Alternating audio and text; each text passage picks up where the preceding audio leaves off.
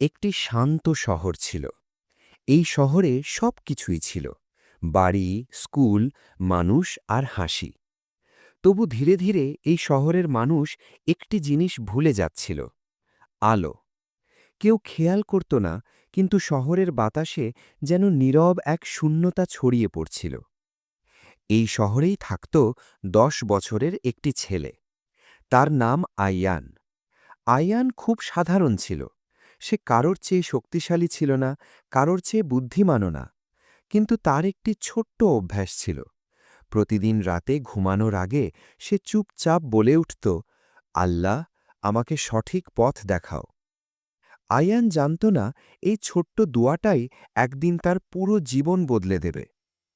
একদিন বিকেলে স্কুল থেকে ফেরার পথে আয়ান এমন একটি গলিতে ঢুকে পড়ে যেখানে কেউ যায় না।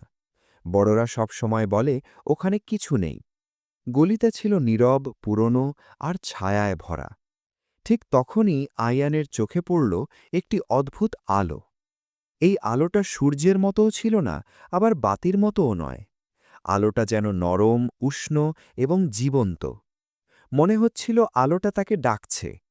আয়ান ধীরে ধীরে এগিয়ে গেল। তার বুকের ভেতর ভয় হচ্ছিল, কিন্তু পায়ের নিচে যেন অদৃশ্য কোনো শক্তি তাকে সামনে ঠেলে দিচ্ছিল। হঠাৎ আয়ান একটি দেওয়ালের সামনে থেমে গেল। দেওয়ালটা ছিল সাধারণ ইটের, কিন্তু ঠিক মাঝখানে ছিল একটি অচেনা চিহ্ন। চাঁদের মতো দেখতে, কিন্তু চাঁদ নয়। হঠাৎ সে চিহ্নটা জ্বলে উঠল। আলোয় পুরো গলিটা উজ্জ্বল হয়ে গেল। আইয়ান ভয়ে চোখ বন্ধ করে ফেলল। ঠিক তখনই তার কানে ভেসে এলো একটি শান্ত গভীর কণ্ঠস্বর।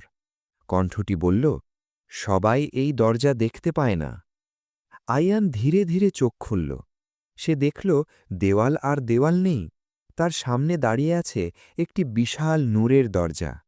দরজাটার গায়ে লেখা ছিল, যে সত্য খোঁজে, এই দরজা তার জন্য। আইয়ানের হাত কাঁপছিল।